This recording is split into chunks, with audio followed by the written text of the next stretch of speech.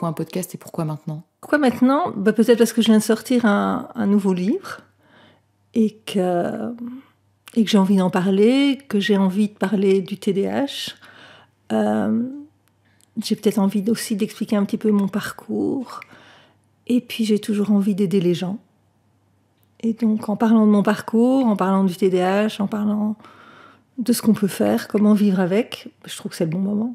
Alors on est ici pour parler du coup du TDAH. Je ne sais pas si on doit toujours dire le H d'ailleurs. On n'est pas obligé. Ces troubles déficitaires de l'attention, avec ou sans hyperactivité, ça fait un peu long, on peut dire TDA, TDAH. Et de l'association que tu as lancée pour aider les personnes qui souffrent de TDA, enfants comme adultes. Mais avant ça, moi je voudrais que tu parles de toi. En quelques mots, comment est-ce que tu te définis ? Qui es-tu ? Ça dépend de qui je suis maintenant ou qui j'étais avant. Par rapport au TDAH, le qui j'étais avant est sans doute plus important que le qui je suis maintenant. J'étais une maman de 2 enfants atteints de TDAH, sans le savoir au départ. J'ai surtout été une maman terriblement en souffrance par rapport à mes enfants, qui, eux, souffraient beaucoup.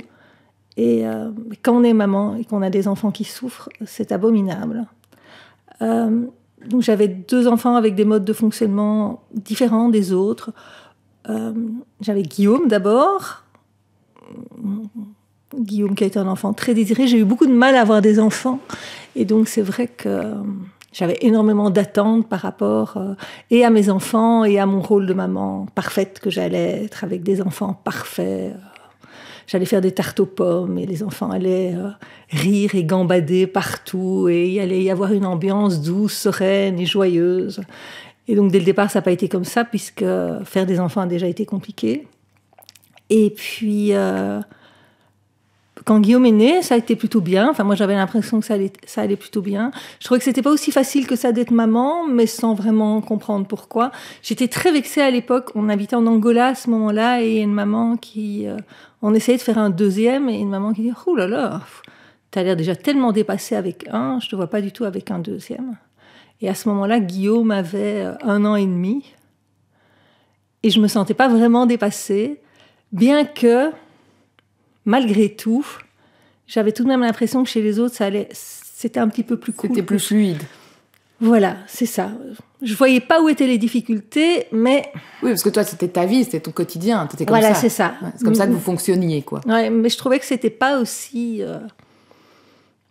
chouette d'être maman que ça aurait pu l'être. Je trouvais que je devais être malgré tout beaucoup cadrer mon petit bout, alors qu'on vivait au soleil, qu'on avait une vie entre guillemets assez facile. Et puis bon, les années passées, on est rentré en Belgique et puis Guillaume a grandi et moi je continue à trouver que c'était un enfant relativement facile, même si il me demandait beaucoup d'investissement. Mais voilà, c'était un enfant mignon, sage, gentil, chouette. Puis on a eu Grégoire, 4 ans après, où là, c'était pas du tout la même chose. Donc, Grégoire n'a pas du tout été un enfant facile, c'est un monstre. Il était très beau. Et quand il avait 3 mois, j'ai téléphoné en pleurs à mon pédiatre en expliquant « Mais que cet enfant est beau, mais j'ai juste envie de le tuer, de le jeter par la fenêtre. » Et il avait que 3 mois, quoi. Et mon pédiatre était assez mignon, il a été traumatisé en me disant « Et vous êtes à quel étage ?» Je dis « Au rez-de-chaussée. » Il dit « Pas très grave alors. » Et je me suis dit « Allez, ça va, il m'a pas traité de mauvaise mère, il m'a pas dit « Mais comment osez-vous dire ça ?» Parce que c'est dur comme phrase. Oui, c'est vraiment dur, mais Grégoire était vraiment difficile. Je suis retombée sur des cahiers que j'écrivais quand Grégoire était petit, j'ai pleuré en les relisant. J'ai pleuré de compassion envers cette maman et cette relation tellement difficile avec son fils Grégoire, il souriait pas. Son premier sourire, il a fait à 6 mois, mais c'était pas à moi. Le premier mot qu'il a dit, c'était non. Quand il avait 1 an et demi, on a dû mettre des sécurités sur toutes les portes, toutes les fenêtres, y compris de sa chambre. On avait mis un verrou à 2,50 m de haut pour qu'il puisse plus sortir de sa chambre. Parce que si tu le laissais sans le surveiller pendant 1 minute 30, il faisait une bêtise où il risquait sa vie. Enfin, on l'a retrouvé assis sur le rebord de la fenêtre au 3e étage. Enfin, quand il était petit, il était dans un parc, dans la cuisine où j'étais, mais le parc était retourné comme une cage. Parce que c'était le seul système que j'avais pour arriver à cuisiner sans que mon fils se mette en danger. Et donc... Mais c'était plein de petites astuces que tu avais trouvées face à une certaine impuissance à gérer cet enfant, quoi. Il était ingérable, quoi. Il était ingérable. Il était très mignon, il était très beau. Il restait très, très beau, mais il était totalement ingérable. Ingérable, très difficile, très opposant, pas très gentil. Enfin, en rue, il adorait taper dans les cannes des vieux pour les faire tomber. Enfin, des trucs où tu te disais, mais c'est pas possible, quoi. Cet enfant est vraiment... Et pendant ce temps-là, Guillaume grandissait et c'était pas toujours évident pour lui non plus. À l'école, en troisième maternelle, on m'a dit que mon enfant était hyperactif. Guillaume, il n'était pas du tout hyperactif, quoi. Et donc, l'instit me dit qu'il est hyperactif. Je ne comprends pas ce qu'elle veut dire. Elle me dit qu'il n'est pas capable de se concentrer. C'est un enfant qui arrive à jouer des heures avec ses Legos, qui regarde un film. Enfin, je ne comprends pas ce qu'elle veut dire. Malgré tout, je vais voir la pédiatre qui me répond que c'est n'importe quoi, que c'est une invention des instits feignantes. Je me dis, bon, ben voilà, c'est une invention des instits feignantes. Et tu vois, en tant que maman, ben ça me rassure en me disant, non, ça va, mon fils est normal. Le médecin te dit ça, donc toi, ça te rassure, tu te dis, bon voilà, le corps médical a parlé. Voilà, c'est ça. Tout va mieux. C'est ça. De toute façon, à la maison, tout va bien. En tout cas, avec Guillaume, tout va bien. C'est Grégoire, le monstre. Guillaume est un petit garçon parfait. Et puis, Guillaume rentre en première primaire. Et là, en première primaire, ben, il commence à y avoir des devoirs. Et je comprends pas, quoi, parce que il est en première primaire dans une école dans un verger, donc une école super chouette, super bienveillante. Et il rentre de l'école et il en a pour 2h30 pour faire les devoirs.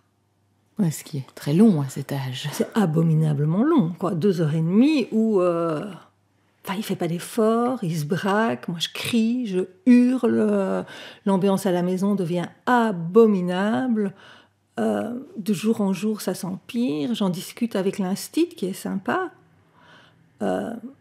qui me dit, mais non, il y en a pour 5 minutes pour faire les devoirs. 5 minutes, mon fils, il met 2h30. C'est là que tu comprends qu'il y a quelque chose qui n'est pas normal? Non, je veux pas comprendre.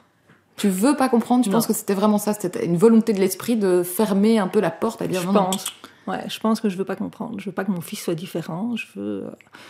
Je veux faire des tartes aux pommes l'après-midi et que mes enfants courent dans mes jambes et que l'ambiance soit douce et sereine. Sauf que l'ambiance, elle est tout sauf douce et sereine et que je suis une mère abominable. En tout cas, c'est comme ça que je me vois, une mère qui crie, qui hurle sur son enfant parfait et qui... je crie pas et je hurle pas sur Grégoire parce que de toute façon, ça sert à rien, ça n'a pas de prise et qu'il s'en fiche.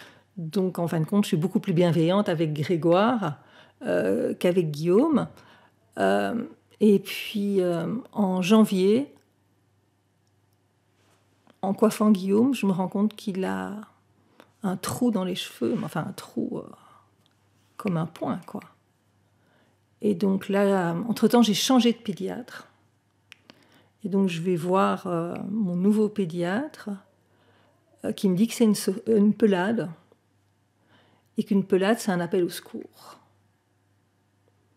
Et donc, je discute avec lui. Et lui, il a un enfant atteint de TDAH. Donc lui, tout de suite, il comprend? En tout cas, lui, il ne me dit pas que ça n'existe pas. Il ne me dit pas que c'est une instite feignante. De toute façon, l'instit ne m'en a même pas parlé. Il me dit que ça pourrait être une explication, effectivement. Un enfant qui a des problèmes d'attention, qui n'arrive pas à se concentrer, à qui on demande de faire des efforts, qui en fait tout le temps, et pourtant sa mère passe son temps à lui hurler dessus. Les devoirs qui doivent prendre 5 minutes, ils prennent 2 heures, c'est pas normal. Et donc lui m'envoie voir un neuropédiatre qui est spécialisé dans le diagnostic du TDAH, qui diagnostique donc un TDAH chez Guillaume. En tant que mère, je culpabilise à mort. Je culpabilise à mort parce que ça fait des mois que je hurle sur mon petit garçon qui fait des efforts et que je hurle au point qu'il souffre tellement qu'il déclenche une pelade, quoi. Donc la culpabilité... Oui, tu culpabilises parce que t'as pas vu, t'as pas compris, t'as pas voulu voir. C'est ça. T'as peut-être pas voulu comprendre. Ouais. Et en fait, c'était pas de sa faute. C'est ça qu'il faut retenir, en fait, aussi des enfants TDA, c'est que c'est pas de leur faute. Ouais. Ils font pas exprès. Oui. Et l'autre chose que je voudrais dire, la maman que je suis maintenant, la femme que je suis maintenant, voudrait dire à cette maman-là que c'est pas sa faute non plus. à ce moment-là, je l'ai pris comme quoi c'était ma faute. Mais c'était pas ma faute non plus, je connaissais pas, je savais pas. J'ai fait comme je pouvais, avec les outils que j'avais, et avec l'éducation que j'avais, et avec mon propre TDAH, qui a été diagnostiqué plus tard. Et puis, bon, ben voilà, Guillaume avait un TDAH. C'est pas parce qu'il a été diagnostiqué, c'est pas parce que son trouble a été pris en charge que les choses se sont vraiment améliorées. Parce que ça restait difficile pour lui, parce que ça restait difficile pour moi, parce que j'avais pas le soutien que j'espérais à la maison de leur père, qui travaillait beaucoup, qui rentrait le soir après les crises, et après les crises, ça veut dire après les devoirs, parce que c'était clair que c'était vraiment les devoirs le problème. Donc ça restait malgré tout difficile, et à côté de ça, il y avait Grégoire. Pendant ce temps-là, moi, j'ai commencé à me documenter sur le TDAH, parce qu'au départ, je ne connaissais rien. Mais il n'existait pas grand-chose à l'époque. Il y avait un livre qui s'appelait Du calme, qui était la traduction d'un livre flamand, et il y avait que ça. Ben, je n'étais pas bien avancée, quoi. On me disait de mettre en place des règles, des structures, mais ce que j'ai toujours fait. Oui, c'est ça. On te donnait des checkpoints, mais que toi, tu avais l'impression de remplir à ce moment-là. Voilà, c'est ça. On parlait beaucoup de structure, de limites, on ne parlait pas beaucoup de bienveillance, alors que je pense que justement un enfant atteint de TDAH a besoin d'énormément de bienveillance et surtout de renforcement positif. Et de structure et de limites, mais avec énormément de renforcement positif. Et puis Internet est arrivé. Et au moment où Internet est arrivé, mais tout d'un coup à l'école, chaque année je posais tout de même des questions par rapport à Grégoire. Parce que si cet enfant si calme et si sage avait un TDAH, il ne fallait pas rire. Cette espèce de monstre qui grimpait au rideau, au sens propre, pas au figuré, qui faisait connerie sur connerie, qui s'opposait à tout et à n'importe quoi, il avait sûrement un TDAH aussi. Mais bon, il était jeune, je ne voyais pas l'intérêt d'un diagnostic tant que ça ne posait pas de problème. L'éducation qu'on mettait en place semblait fonctionner avec Grégoire. J'avais fait pas mal d'erreurs avec Guillaume que je ne reproduisais pas avec Grégoire. Et puis, donc ça a été première maternelle, ça a été deuxième maternelle. Enfin, on se payait toujours des remarques, mais quand je parlais de TDAH, tout le monde disait non, non, non, non. Et puis, c'est en troisième maternelle, il y avait une institut vraiment géniale qui a mis des tonnes de choses en place pour l'aider, notamment au niveau du renforcement positif. Et elle, un matin, elle m'a dit là, je suis dépassée. Et donc, si elle me disait qu'elle était dépassée, il fallait vraiment agir. Le lendemain, son frère avait rendez-vous chez le médecin. Chez le neuropédiatre, j'ai interverti, Grégoire était à la place. Donc, il a couru dans le couloir, il a pris son virage, il est rentré comme ça, avec son virage dans le bureau du neuro, il a fait tomber l'ordinateur, Une tornade, quoi. Une tornade, c'était une tornade. Et le médecin a dit, bon, le diagnostic, de toute façon, j'ai déjà vu en salle d'attente, on va poser ce diagnostic en 15 secondes, on fera des tests éventuellement après. On va lui prescrire un médicament et qui était déjà... Guillaume était médicamenté aussi, avec un psychostimulant qui agit sur les problèmes d'attention, qui effectivement aidait Guillaume mais qui n'a jamais été miraculeux. Mais voilà, on va prescrire ça à Grégoire et puis vous revenez dans 15 jours et on voit déjà en 15 jours comment ça évolue. Et donc le lendemain... c'était un mercredi matin. Mais Grégoire avait pris médicament le matin, sans que je le dise à l'instit. Et puis à midi, je vais le chercher, et l'instit me dit « Qui est cet enfant ? Qui est cet enfant parfait, ce petit ange tellement mignon, et où est passé Grégoire ?» Et en fait, on a eu beaucoup de chance, c'est qu'effectivement, le médicament sur Grégoire agit de manière miraculeuse. En fait... ça a permis de compenser tous ces symptômes. Toute l'éducation qu'on avait mise en place, tout l'encadrement, tout ce qu'on avait mis en place, tout d'un coup se révélait au grand jour grâce à la médication. C'était efficace. Ah oui, il fait partie de ces enfants où vraiment ça agit comme un produit miracle. C'est super chouette, mais vraiment super chouette. Et là, tout d'un coup, mon monstre qui était tellement difficile à vivre, tellement difficile à élever, s'est transformé en enfant super chouette. Vraiment super chouette. Il avait 5 ans et le Grégoire, d'après ses 5 ans, n'avait n'a plus jamais rien eu à voir, malgré toutes les difficultés qu'il pouvait avoir. Parce que bon, on lui a diagnostiqué un TDAH, mais aussi la dyslexie, dyspraxie, enfin tous les troubles. Il cumulait. Oui, il cumulait vraiment. Il avait vraiment de grosses difficultés. Mais malgré tout ça, la vie avec lui est devenue super cool parce que Grégoire n'était pas et n'a jamais été en souffrance, contrairement à son frère. Et donc Guillaume a vraiment beaucoup souffert de se sentir différent, d'être hyperactif, alors que lui, son moi profond n'est absolument pas hyperactif. Grégoire, il est hyperactif, mais son moi profond est totalement hyperactif aussi. Il a des problèmes d'attention, mais ça ne lui pose pas vraiment de gros problèmes. Il met des stratégies en place, et de toute façon, c'est un enfant formidable, et il le sait. Guillaume ne s'est jamais senti comme ça. Est-ce que tu te rends compte que je t'ai demandé qui es-tu ? Et tu as parlé, tout de suite, tu as déroulé tout ça. Est-ce que ça veut dire qu'en fait, le TDA fait tellement partie de toi que c'est vraiment ce qui te définit aujourd'hui ? Non, parce que je t'ai justement dit que je t'allais te parler de la maman d'avant. Parce que c'est clair que cette maman-là, elle était uniquement définie par le TDAH et par la souffrance de ses enfants.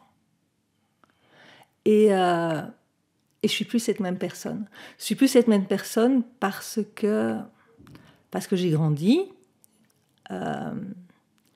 parce que j'ai été diagnostiquée, parce que on a appris à vivre avec ce TDAH, on a appris à l'apprivoiser, et on a appris surtout à lui redonner sa juste place dans notre vie. C'est-à-dire ? C'est une petite partie de nous, mais c'est juste une petite partie. C'est pas lui qui nous définit. Alors que c'est vrai qu'à l'époque, le TDAH, c'était notre vie, quoi. Il y avait même rien autour du TDAH. Alors que maintenant, on lui a redonné une juste partie. Mais c'est difficile en même temps, puisque mon boulot, c'est le TDAH. Parler de ça et d'aider. Donc, Mais en tout cas, dans notre vie à nous,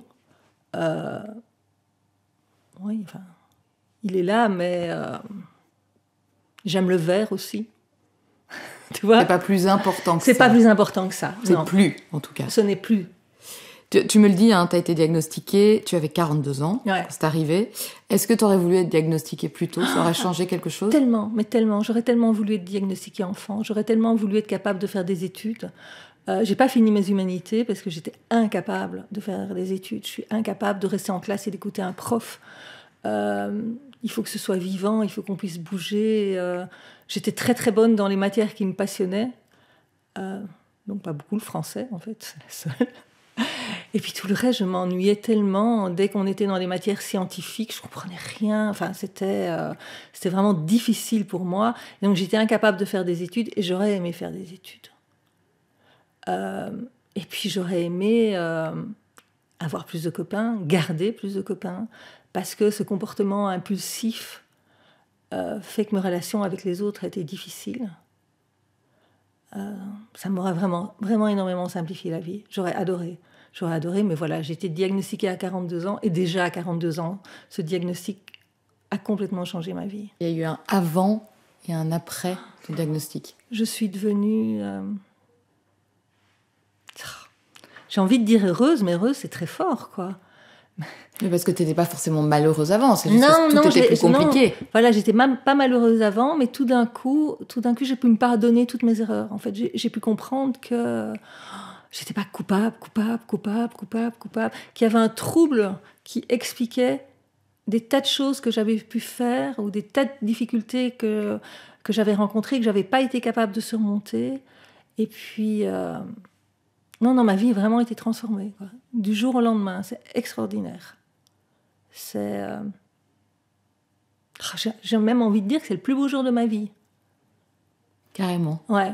Oui, parce que ça m'a changé moi, ça m'a changé en tant que maman. Et tu as été diagnostiquée après tes enfants. Oui, après mes enfants, longtemps. Quand tu as compris que eux l'étaient et que tu l'as accepté, tu t'es dit, en fait, peut-être c'est moi. Non, même pas. Même pas ? Ça n'a même pas été aussi facile que ça.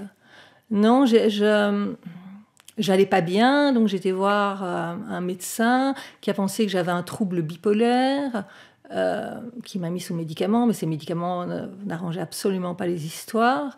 Donc il a proposé de me donner plus de médicaments, ce que j'ai refusé. Donc j'ai été voir une psychiatre, et puis c'est la psychiatre qui à un certain moment m'a dit « Mais attendez, c'est n'importe quoi ce diagnostic de bipolarité.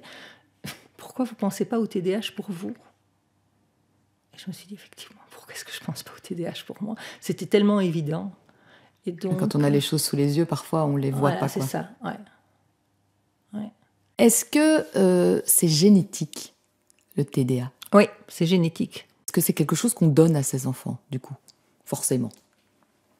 Ou est-ce qu'on peut être TDA et pas le donner à ses enfants? Alors, c'est génétique, ça veut dire que on l'a dans les gènes, mais ça ne veut pas dire qu'on va exprimer les gènes. Donc c'est ça la génétique. C'est, voilà, t'es porteur, c'est pas pour autant que tes enfants vont l'être. Voilà, mais enfin, il y a tout de même, quand papa et maman le sont, il y a tout de même de grandes chances. À un certain moment, on a voulu un troisième enfant, on a tout de même été se renseigner de combien de pourcentage de chance il y avait que le troisième y soit, et le médecin nous a dit 99%. On a dit ok, on fait pas de troisième. Parce qu'avoir un enfant atteint de TDAH, ça coûte cher. Et que donc financièrement, on ne se voyait pas payer encore tous les accompagnements pour un troisième enfant. On voulait continuer à profiter de la vie aussi. Donc, oui, donc c'est génétique. Et donc, mes enfants ont de grandes chances d'avoir des enfants atteints de TDAH. Mon fils aîné a 2 enfants et probablement que ses 2 petites filles sont atteintes de TDAH. Mais comme pour le moment, tout se passe bien, il n'y a pas de raison d'aller vers un diagnostic. Mais c'est vrai qu'il y en a une à qui on doit tout de même vachement attirer son attention quand on veut lui parler. Et l'autre, elle est tout de même couverte de bleu. Parce qu'elle se cogne, elle est brusque, elle est... Voilà, c'est ça. Donc ça y fait penser, mais on verra bien si à un moment... En fait, il y a besoin du diagnostic quand il y a de la souffrance. Il n'y a pas de souffrance, là, donc il n'y a pas besoin d'un diagnostic. Tu me dis que tu as envisagé un troisième enfant et que c'est le fait de savoir qu'il a les TDA qui t'a fait y renoncer. C'est un handicap, le TDA ? Oui et non. Oui, c'est un handicap. Oui, c'est plus difficile de vivre avec un TDAH. Mais surtout, le TDAH est porteur de souffrance. Mon fils aîné a énormément souffert de son TDAH. Si j'ai créé une association, c'est grâce à Guillaume. C'est Guillaume un jour qui m'a dit, il y avait 10 ans à l'époque, et il m'a dit, maman, moi je veux pas qu'il y ait un autre enfant qui souffre autant que je souffre. S'il te plaît, fais quelque chose pour les aider. Et moi, j'ai pas su aider mon fils comme je voulais.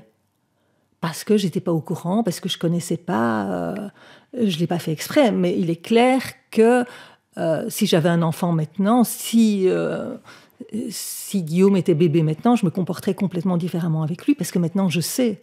Et donc j'ai cette possibilité d'apprendre aux autres parents à savoir. Et donc à faire que la souffrance soit la moins forte possible, qu'ils puissent vivre le mieux possible avec le TDAH. Alors oui, le TDAH, c'est un handicap. C'est surtout un handicap quand il n'est pas diagnostiqué, quand il n'est pas pris en charge. Une fois qu'il est diagnostiqué, qu'il est pris en charge, on peut bien vivre avec un TDAH. Moi, franchement, je vis bien avec mon TDAH. Mais c'est ça, tu dis... Enfin, on en a parlé ensemble, évidemment, c'est des informations qu'il y a dans ton livre. Le TDAH, ça ne se soigne pas. Non, on apprend à vivre avec. Voilà, on peut le régler, le réguler, le calmer. Oui, tout à fait. Mais on doit en faire on doit accepter que ça fait partie de soi, quoi. Tout à fait.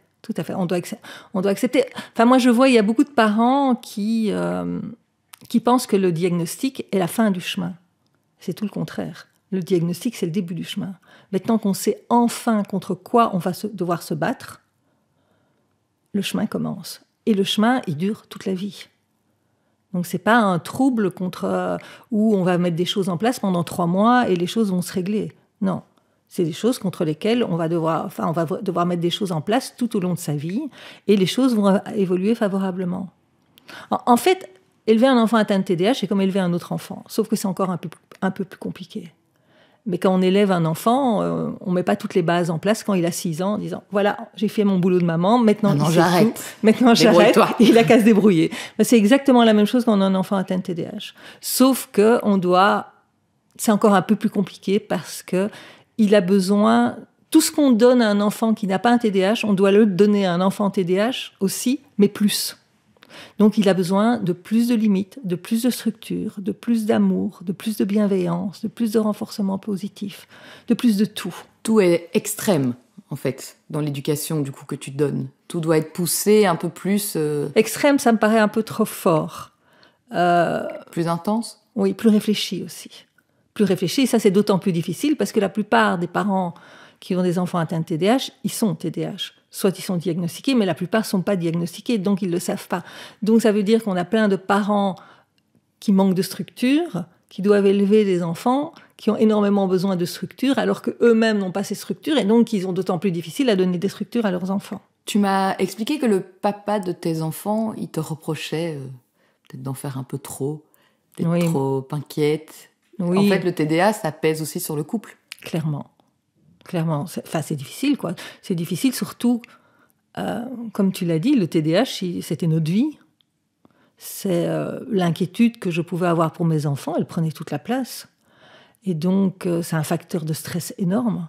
C'est un facteur de stress qui se répercute dans le couple, parce que les enfants, justement, prennent tellement de place, et c'est pas la faute des enfants. C'est comme ça, et d'autant plus quand le diagnostic est posé tard, quand il y a un enfant qui est en souffrance, et puis ça dépend, il y a des années où ça se passe très bien. La plus grosse difficulté quand un enfant atteint de TDAH, c'est la scolarité. L'école, c'est difficile, parce que l'école n'est pas du tout faite déjà pour les enfants, et encore moins pour des enfants atteints de TDAH, puisqu'on leur demande de rester attentifs toute la journée sans bouger, les deux choses qu'ils sont incapables de faire. Et donc, quand il y a un chouette instit qui est ouvert, qui est compréhensif, qui met des choses en place pour que tout se passe bien, ça va bien. Et donc l'ambiance à la maison est beaucoup plus sereine. Mais quand on a un instit qui a décidé que c'était l'enfant qui allait rentrer dans le moule et qui allait s'adapter... comme ça et pas autrement. Voilà, exactement.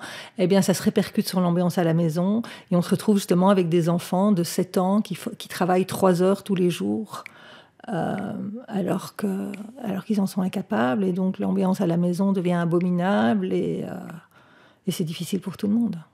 D'autant plus l'enfant grandit, plus il y a d'attentes de la part de l'école. En humanité, là, c'est encore pire, puisqu'il y a plein de profs. Et donc, oui, le TDAH est vraiment un facteur de stress, et augmente le risque de séparation dans un couple. Ça, on n'en parle pas souvent de ça. De l'impact que ça a sur la famille en général. On parle toujours de l'impact que ça a sur l'enfant. Oui, c'est vrai qu'on n'en parle pas assez souvent. Dans les congrès, etc., on en parle souvent. Mais c'est vrai que dans la presse, on n'en parle pas. Tu es mariée à un TDA ? Alors, donc, je suis divorcée d'un TDAH et mariée avec un TDAH. Donc, ton mari, à l'époque, a été diagnostiqué ? Il a été diagnostiqué après qu'on soit rencontrés. Grosso modo, 2 sortes de TDAH. Il y a ceux qui sont distraits par tout et n'importe quoi. Donc ça, c'est moi. Moi, une mouche qui vole. C'est dingue parce qu'ici, justement, il n'y a pas un bruit. J'entends, il n'y a pas un bruit dans la rue, etc. Donc je ne suis pas distraite par les bruits. Mais sinon, moi, c'est la catastrophe. N'importe quel bruit me distrait. Et alors, mon fils est né comme moi. Donc ce sont les TDAH qui ont de grosses difficultés à l'école, justement, puisqu'ils sont distraits par tout ce qui se passe. Et les autres, ce sont ceux qui, quand ils se concentrent, ne font que ça, ne sont plus que concentrés que sur ce qu'ils font. Donc... Grégoire, quand il était en humanité, qu'il étudiait pour ses examens, je pouvais rentrer dans sa chambre, passer l'aspirateur en dessous de son bureau. Il voyait même pas que j'étais passée, quoi. Il était concentré sur ses études. Et son père était comme ça. Donc son père, au niveau scolaire, n'a eu aucun problème. Donc il a fait des études universitaires et tout s'est bien passé. Bon, il a tout de même toujours eu des symptômes de TDAH. C'est un enfant, quand il était petit, il était baladé en laisse. C'est d'ailleurs le point commun entre le père de mes enfants et mon mari actuel. Ils ont tous les deux été baladés en laisse quand ils étaient petits. Parce qu'ils étaient intenables. On suppose, c'est pas ce qu'on disait à l'époque, mais tous les enfants des années 60 n'ont pas été baladés en laisse. Donc, en laisse, je dis en laisse, mais c'était avec le harnais. Oui. Mais qui, même encore aujourd'hui, est choquant. Tu crois des enfants baladés comme ça, tu peux pas t'empêcher de réagir. Oui, à côté de ça, c'est vrai que... Quand tu sais plus quoi faire, ça peut être... C'est vachement sécurisant. Ça te permet de pas crier, hurler sur tes enfants et qu'ils se fassent pas écraser. Et donc là, tu es mariée à un TDA aussi. Aussi. Parce que tu penses qu'à un moment, les TDA se comprennent ? Peut-être plus que... Je pourrais pas dire qu'ils se comprennent, mais moi, j'ai tout de même besoin de vivre avec quelqu'un qui a le même mode de fonctionnement que moi. Donc souvent, soit on se rapproche de gens qui nous ressemblent, soit on va vers des gens qui sont opposés à nous. Incontestablement, moi, j'ai besoin de gens qui me ressemblent. J'ai besoin de gens qui aiment bouger, qui aiment faire des activités, intelligents, qui puissent rebondir, qui bougent, quoi. Où la vie est spitante et palpitante, et voilà. Mes compagnons, ils sont comme ça, et moi, mes enfants, j'aime beaucoup. Parce qu'on parle toujours du négatif du TDAH. cette école qui a vraiment pourri notre vie à tous. Mais quand il n'y avait pas école, moi j'ai passé des vacances excellentes avec mes enfants. Mes enfants, ils s'intéressaient à tout. On a fait des voyages de dingue où nous, on marchait 25 km par jour et mes enfants, ils devaient faire le double, si pas le triple, puisqu'ils passaient leur temps à courir, à revenir, à courir, à revenir. Mais en se passionnant pour tout, on pouvait faire des musées, ils trouvaient ça extraordinaire. Bon, ils le faisaient en courant, mais malgré tout, on pouvait faire des magasins, on pouvait se balader dans la nature. Enfin, tout était formidable. Je passais vraiment des chouettes vacances avec des chouettes enfants qui sont passionnants et palpitants. C'est rassurant, ça, d'entendre ça pour les parents. On peut voyager avec des enfants TDA, même si c'est un peu plus compliqué. On peut faire plein de choses. Qu'est-ce qu'on ne sait pas faire? Qu'est-ce qu'on ne peut pas faire, selon toi, selon ton expérience? Qu'est-ce qui est vraiment tellement compliqué avec un enfant TDA et que tu observes peut-être aussi avec la sauce? Il n'y a pas de réponse parce que, justement, le TDAH, il s'exprime différemment d'une personne à l'autre. Donc, les symptômes, ils ne sont pas les mêmes. Alors moi, je me rappelle, par exemple, avec Grégoire, donc je parle de mon monstre, aller au restaurant, c'était pas possible avec Grégoire. C'était un monstre. Et donc, on avait trouvé un petit resto rue Haute, où il n'y avait jamais personne. Et on pouvait y aller et tester. On faisait de la thérapie comportementale. Et donc, on allait au resto et Grégoire, il passait son temps à faire des scènes, à se rouler par terre, à crier, à hurler. Et nous, on le mettait dans le coin, on lui expliquait, on recommençait. Et puis, la semaine d'après, on revenait et ça recommençait. C'est une sorte d'entraînement. Voilà, c'est ça. Jusqu'au moment où on a pu enfin aller dans un autre resto parce qu'il avait appris, intégré comment faire pour se comporter. Mais là, avec Grégoire, on était dans un extrême total. Donc, et on a réussi à mettre des choses en place pour que ça se passe bien. Donc moi, je pense qu'on peut tout faire avec un enfant atteint de TDAH à partir du moment où ça nous plaît, où ça plaît aux enfants, enfin, comme les autres parents. C'est clair qu'on va éviter d'aller dans un endroit où il faut faire la file pendant des heures sans bouger pour quelque chose qui ne l'intéresse pas. Mais là aussi, on est comme dans tous les enfants. Demande à un enfant de faire 4 heures de file pour entrer dans un supermarché pour acheter de la viande, ou demande à un enfant de faire 4 heures de file à Disney pour aller voir l'attraction de ses rêves. Il aura plus de patience. Évidemment. Ouais, c'est selon l'endroit où il se trouve et ce qu'il doit faire. Ouais. Voilà, la motivation. Mais ça, on est un peu tous comme ça. C'est juste que l'enfant TDA, ça s'exprime peut-être un peu plus, mais on est tous comme ça. Oui, c'est ça. Donc moi, je pense surtout qu'il faut être proactif, il faut réfléchir. Et... Bon, les trajets en voiture, par exemple, c'est difficile, mais là aussi, quand on est parent, quand il y a des longs trajets en voiture ou en avion, on essaye de prévoir des choses pour occuper l'enfant. C'est vrai que moi, je sortais de ma boîte magique quelque chose tous les quarts d'heure. Et tous les quarts d'heure, il y avait quelque chose où je savais que ça allait tenir un quart d'heure. Et puis de quart d'heure en quart d'heure, on faisait le voyage et c'était bien. J'avais prévu des tas de jeux, trouver autant de voitures de ci, de voitures de là. On s'arrêtait régulièrement et ça se passait bien. Mais il faut être proactif. Si on ne prévoit pas, ce n'est pas possible. Bon, maintenant, il y a des choses... Moi, mes enfants, ils n'aimaient pas les trajets en avion. Ce qui est difficile quand on vit à l'étranger et qu'on a des longs vols. Et donc, moi, j'ai eu un vol d'enfer avec Guillaume qui avait 1 an où on quittait l'Angola, on allait jusqu'en Belgique, puis de Belgique, on allait au Portugal. Et du moment où j'ai mis un pied dans l'avion jusqu'au moment où je suis sortie de l'avion, il a hurlé en continu. L'horreur. Le cauchemar pour tout parent. Pour tout parent, surtout que... Et pour les autres passagers. Et surtout tous les autres passagers qui t'insultent, quoi. Au début, ils font des remarques tout bas, et puis après, ils font plus du tout les remarques tout bas. Et là, t'es là avec ton enfant, qu'est-ce que tu veux faire? L'assassiner? Parce que dans un avion, il y a... Enfin, voilà, tu fais tout ce que tu peux pour essayer de le calmer, il n'y a rien qui fonctionne. Et donc, j'ai eu beaucoup de chance, parce qu'à un certain moment, un passager a vu mon désespoir. Il m'a dit, si vous voulez, je prends votre enfant, je suis à l'autre bout de l'avion, et je vous le ramène dans 1 heure. Où effectivement, ça a permis aux gens auprès de moi de se calmer un petit peu. Et voilà. Mais mes 2 enfants étaient assez difficiles, effectivement, en avion, jusqu'au moment où j'ai compris où il y avait une stratégie. Si je les faisais dormir par terre, si je les mettais par terre, si je les obligeais à dormir en mettant mes pieds sur eux pour qu'ils ne puissent pas bouger, et en les mettant dans le noir, en mettant une couverture au-dessus, ils s'endormaient et ils dormaient pendant tout le vol. Alors les gens, ils me regardaient un peu comme si j'étais un bourreau d'enfants, sauf que ça fonctionnait, que mes enfants, ils dormaient, qu'ils arrivaient reposés, que moi, j'étais une maman sereine et que tout se passait bien. Et que voilà, mais c'est ça qui est difficile en tant que parent enfant TDAH, c'est que tu as le regard des autres. Tu as le regard des autres, alors que toi, tu fais ce que tu peux. Moi, j'en vois souvent à la caisse de supermarché ou qui sont dépassées par leurs enfants parce que voilà, elles ont fait tout ce qu'elles pouvaient et que... Et que voilà, l'enfant, il fait une crise et qu'elle réagisse encore comme il faut, mais que n'empêche qu'il y a les gens qui regardent en disant...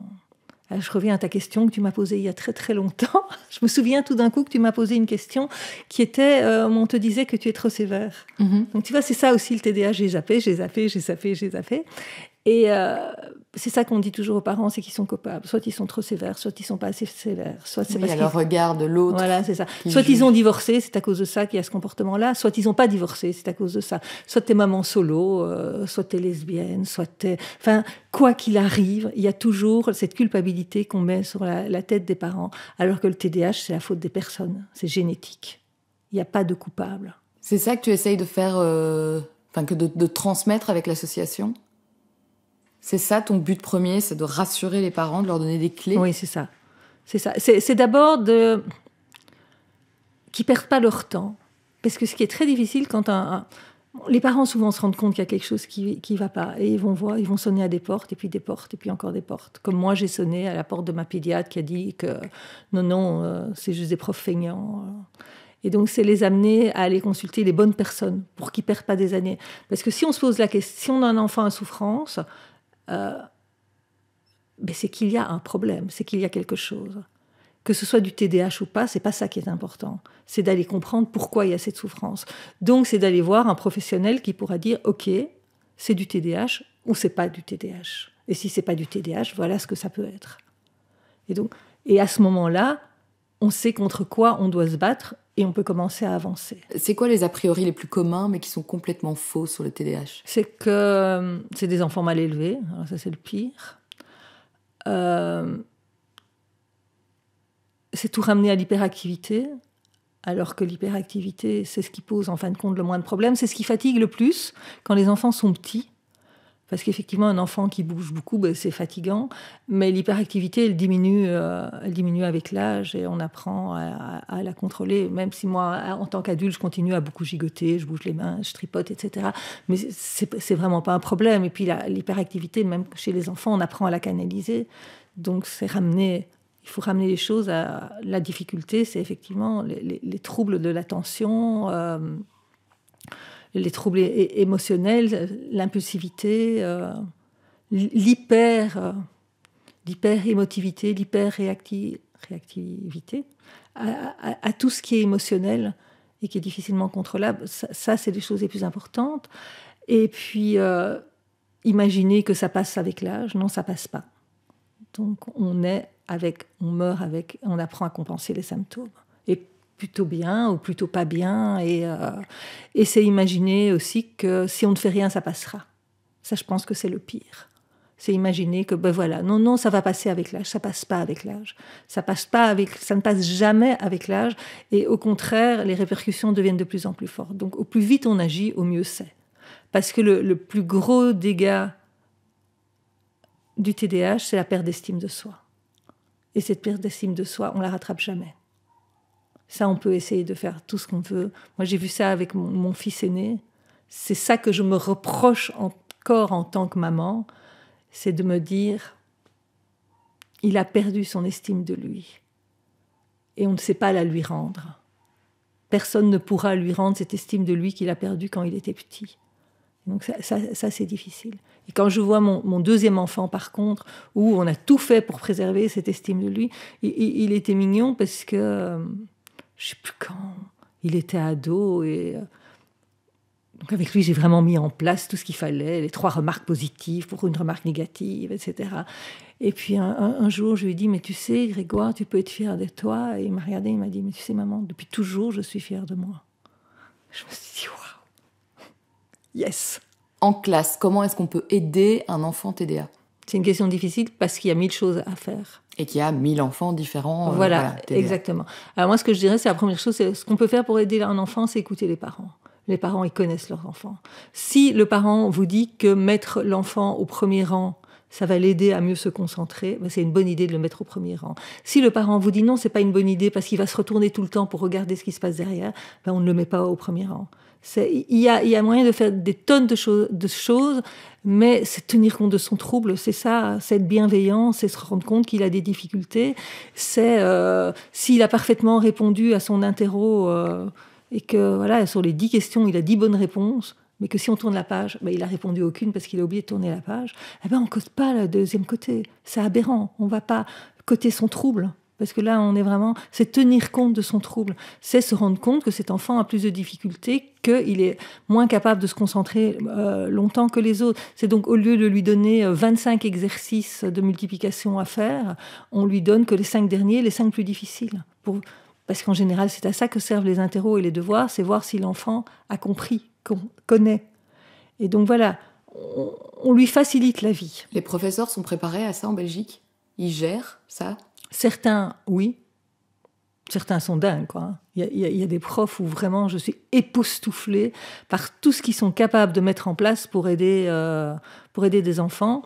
La plupart ne sont pas formés, n'ont pas les outils, ne savent pas où aller les trouver.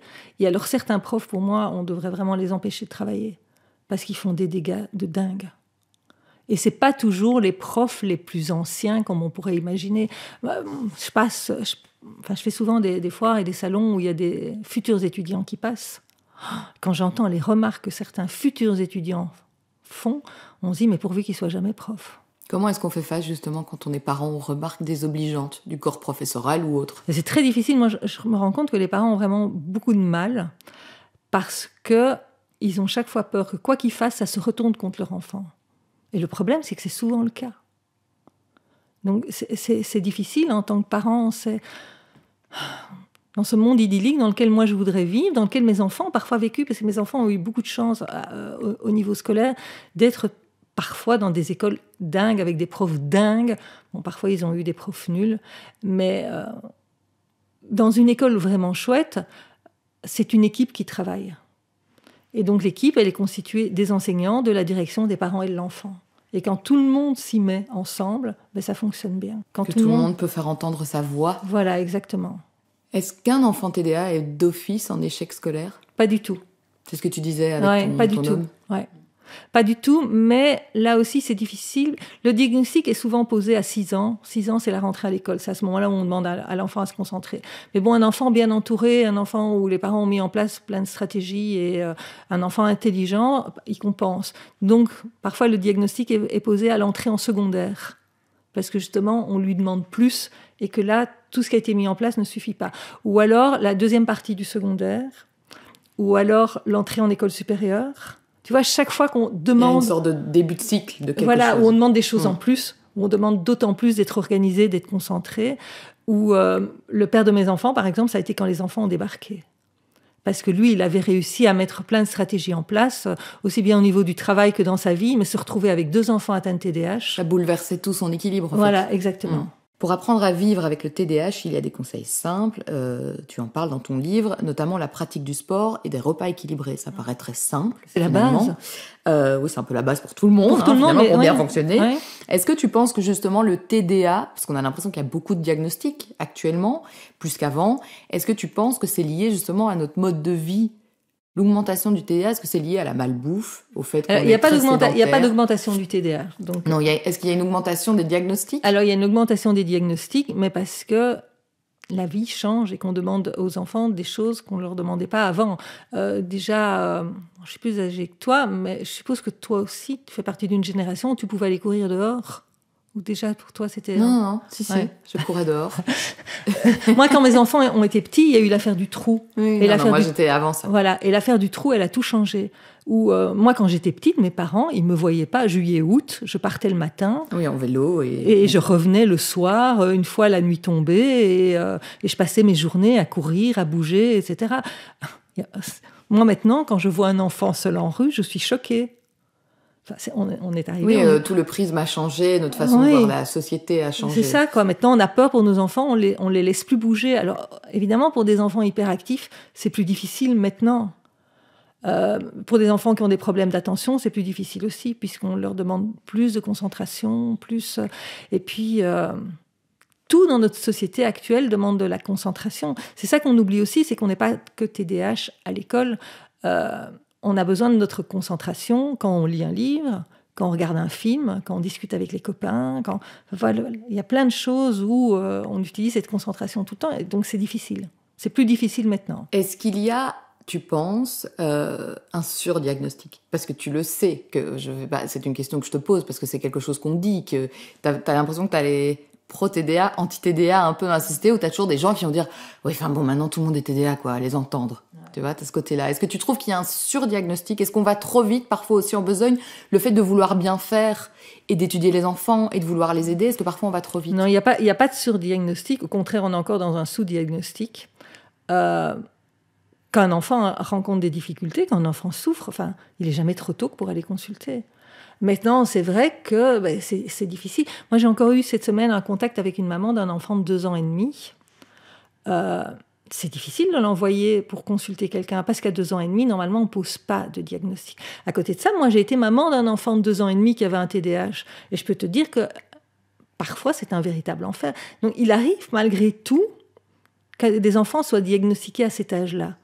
Mais c'est très, très, très, très, très rare, parce que là, on est dans vraiment des troubles caricaturaux à l'extrême. Non, mais tu parles beaucoup de la souffrance. On diagnostique quand il y a une souffrance. Oui. En fait, est-ce que c'est pas ça, finalement? Est-ce qu'on va pas trop vite en besogne s'il n'y a pas de souffrance de l'enfant et que le parent le vit bien? Si c'est le corps professoral qui souffre, est-ce qu'il faut aller diagnostiquer son enfant? Oui, mais j'ai dit quand il y avait souffrance. Mais souffrance de qui? Souffrance. Souffrance générale. Souffrance soit de l'enfant. Moi, je connais des parents qui ont tenu sans diagnostic jusqu'à 14 ans. L'enfant avait 14 ans, il n'était toujours pas diagnostiqué. Là, tout d'un coup, il fallait le diagnostic à la seconde parce que tout d'un coup, il y avait souffrance de l'enfant. Entre-temps, les parents avaient divorcé. Il avait été renvoyé de 5 écoles. Il le vivait très bien, mais il avait tout de même été renvoyé de 5 écoles. Dans la fratrie, c'était l'enfer. Donc voilà, les parents avaient tout sacrifié pour que cet enfant-là ne soit pas en souffrance. Mais sur le chemin, les parents avaient été en souffrance, les enseignants avaient été en souffrance, la fratrie avait été en souffrance. Tout ça pour que l'enfant finisse par souffrir aussi. Donc à quel moment on s'inquiète? À quel moment on se dit, bon là c'est le moment, il faut que j'aille voir quelqu'un? Moi je ne connais pas une maman qui se soit inquiétée sans raison. Alors elle s'inquiète, c'est qu'il y a quelque chose. C'est peut-être pas du TDAH, hein. Justement, il ne faut pas tout ramener au TDAH. Mais s'il y a une inquiétude, il y a plein de choses qui peuvent provoquer des symptômes proches d'un TDAH. Donc, si on s'inquiète pour son enfant, si on se rend compte qu'il y a un problème, on va consulter. Et au pire, il n'y a rien. Au mieux, il n'y a rien. Et à ce moment-là, on peut être rassuré. On peut aller consulter un médecin qui, à ce moment-là, donnera des conseils pour rassurer la maman aussi, pour que l'ambiance à la maison soit plus sereine, pour expliquer que non, cette évolution-là est normale. C'est difficile aussi d'avoir un premier enfant et de ne pas savoir ce qu'on en attend. Parmi les conseils pratiques que tu donnes aux parents dans ton livre, il y a celui de réagir avec fermeté et constance. Ça veut dire qu'il faut une routine pour ces enfants-là encore plus que pour les autres? Ouais, il ne faut pas qu'une routine, il faut que des routines. Ça leur simplifie vraiment la vie. Ils n'ont pas de structure interne, ils ont besoin de structure externe. Et au plus on met en place de structures externes, au plus ça leur simplifie la vie. Au plus tu dégages leur cerveau de plein de choses inutiles qui l'encombrent, et donc c'est d'autant plus facile. Et c'est pas que pour les enfants, hein, pour les adultes aussi. Au plus il y a de routine, au plus il y a de structure, au plus c'est facile. Donc ça, c'est la base. Et la deuxième base, c'est 3 remarques positives pour une remarque négative. Donc, ou 3 victoires pour une défaite. Et aussi, tu dis, pour éviter de hurler, il faut toujours s'assurer d'avoir l'attention de l'enfant. Comment est-ce qu'on fait? Ouais. Alors, ça dépend des enfants. Déjà, là-bas, s'il est en train de faire quelque chose, s'il est en train de regarder son feuilleton préféré, ça ne sert à rien de lui parler. Il n'entendra pas. Donc, soit on décide d'éteindre la télé, soit on est un parent un peu patient et on attend que l'épisode soit fini. Et à ce moment-là, on éteint la télé et on lui parle. On se met en face de lui, on se met à sa hauteur, on lui touche l'épaule, on le regarde dans les yeux, on lui dit et on lui demande de reformuler. Et on est précis dans ce qu'on dit. Ça ne sert à rien de faire des longues phrases avec plein d'informations dedans. Ça ne sert à rien de lui dire mon petit chéri d'amour, est-ce que tu veux bien aller dans ta chambre, s'il te plaît, pour aller prendre ton pyjama, ranger tes chaussures, aller te brosser les dents, prends aussi le livre que je vais te lire. L'enfant, il va monter dans la chambre, il va prendre le livre et il va redescendre avec le livre. Il a oublié tout le reste. On essaye d'être précis. Séquencer, en fait, l'information. Quoi. Ouais. Et chaque fois qu'il a fait quelque chose, on le félicite, on le remercie. Le TDA, c'est lié à une mise en danger de soi-même, parfois, pas toujours, vu que ça dépend les enfants, ça dépend les TDA, suite notamment à l'impulsivité, et c'est aussi lié à des problèmes de santé mentale. Est-ce qu'il y a plus de dépression chez les gens atteints de TDA? Beaucoup plus, puisque donc Toute ta vie, tu fais des efforts et tes efforts ne sont pas reconnus. Tu t'investis dans les amitiés, dans l'amour, mais ton impulsivité fait que tu es maladroit et donc tu perds tes amis et donc c'est difficile. Enfin, tout ce que tu fais est plus difficile que les autres et ça porte moins les fruits. Et donc ça amène de la souffrance. Et l'autre chose dont on ne parle pas non plus, c'est qu'il y a beaucoup plus de tentatives de suicide chez les personnes atteintes de TDAH, puisqu'elles sont malheureuses, elles ont envie de mourir, elles passent à l'acte. Tout le monde dans sa vie, un jour, était assez malheureux pour dire « Mon Dieu, je n'en peux plus, j'ai envie de mourir ». Sauf que souvent, dans le cadre du TDAH, le TDAH, il passe à l'acte. L'impulsivité fait voilà. Il ne réfléchit pas, il agit. Et donc, avec de la chance, il est maladroit, mais ce n'est pas toujours le cas, hélas. La médication, c'est aussi un grand débat dans le TDAH. C'est quelque chose que je ne comprends pas pourquoi la médication peut être... Comment la médication peut être un débat? Mais justement, donne-moi ton avis sur la question. Est-ce que c'est alors, est-ce pour tout le monde? Qu'est-ce qu'on dit aux parents qui hésitent? Alors, moi, la chose, c'est est-ce qu'on se pose des questions? Enfin, moi, j'ai des problèmes de thyroïde. Donc, je prends des hormones thyroïdiennes. Je ne me pose pas la question de savoir... est-ce que c'est bon ou pas bon? Quand on a un cancer, on ne se demande pas est-ce que c'est bon ou pas bon. Maintenant, on peut aller dans une autre optique. Quand notre enfant a des lunettes, on ne va pas se demander... quand notre enfant doit porter des lunettes, on ne se demande pas... Surtout, on n'a pas d'avis. Est-ce que l'enfant des voisins... Parce que c'est ça, hein, on parle rarement des parents. Dans ces cas-là, c'est plutôt les voisins ou les amis qui ont toujours un avis. Et donc, est-ce que ça deviendrait à l'idée de dire... Mon Dieu, les voisins ont donné des lunettes à leurs enfants. Est-ce que cet enfant en a vraiment besoin? Est-ce que c'est vraiment une idée? Est-ce que vraiment il est myope? La myopie, moi, je pense que c'est une mode. Mais tu comprends pas qu'on interroge l'efficacité du truc? Non. La prise de médicaments pour le TDA.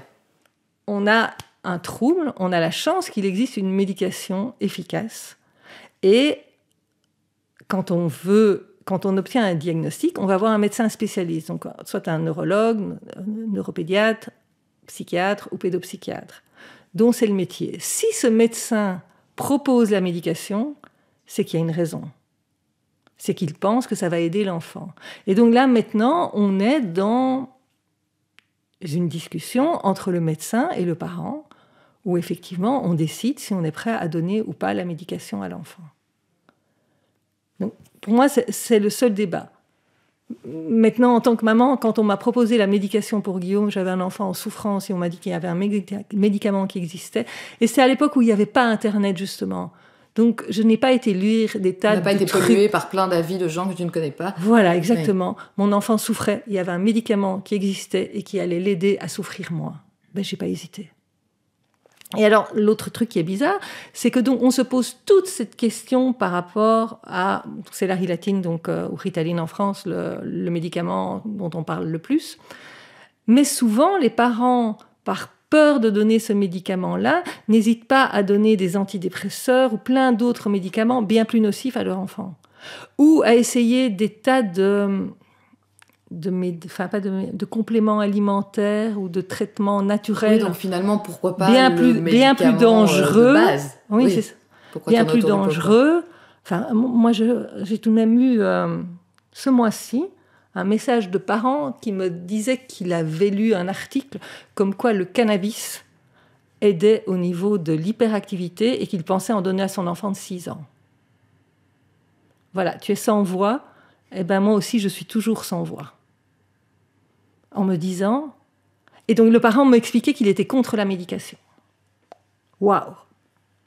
Il y a un moment tout de même dans la vie où on réfléchit et où on fait la balance du pour et du contre, parce que c'est comme pour tous les médicaments, on fait la balance du pour et du contre. Et tous les gens atteints de TDA n'ont pas besoin de prendre des médicaments. Tout à fait. Et la difficulté aussi, c'est que le dosage est différent d'une personne à l'autre. Certains vraiment n'en ont besoin que pendant les périodes d'école, parce que c'est vraiment qu'à ce moment-là que les problèmes d'attention leur posent problème, mais que sinon le reste du temps ça va. D'autres en ont besoin tout le temps. Moi, je suis une adulte médicamentée.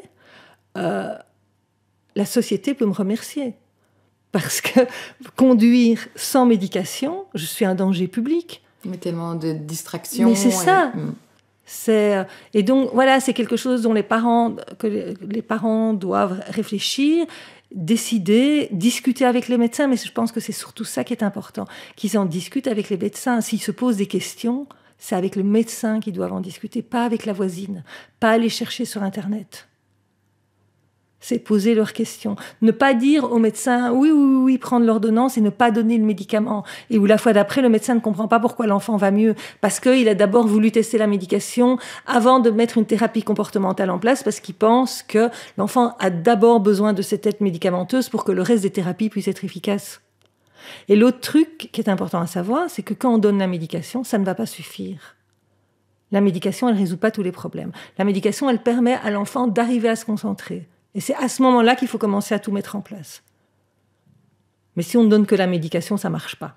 Ça, c'est pas la solution miracle. Non, c'est pas une solution miracle. Tu as sorti le livre « Aider mon enfant à déployer son plein potentiel ».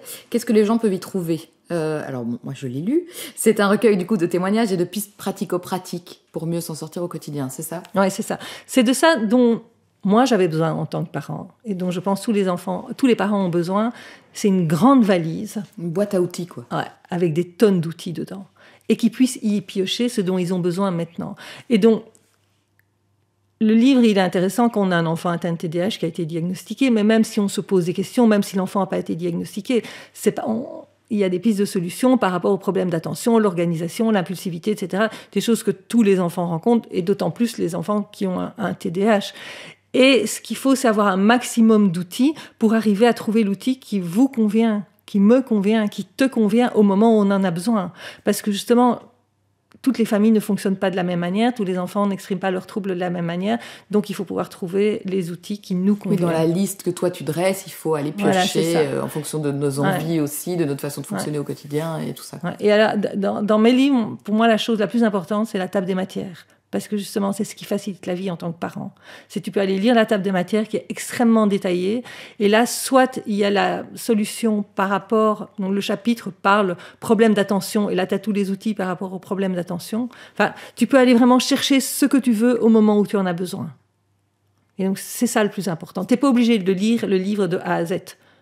Tu vas regarder la table des matières et tu vas piocher ce dont tu as besoin aujourd'hui. Dans ce livre, il y a un papa qui parle d'une formation qui existe pour les enfants, pour les parents dont les enfants souffrent de TDA. Donc, il existe des groupes de parole ? Il existe des groupes de parole, mais là, la formation dont il parle, c'est la formation Barclay. Donc, Barclay, c'est un pont du TDAH qui a mis en place une formation de psychoéducation. Donc, mon livre, c'est un livre de psychoéducation aussi. Donc, la psychoéducation, c'est apprendre ce qu'est le trouble, comment il atteint mon enfant et ce que je peux faire pour y faire face.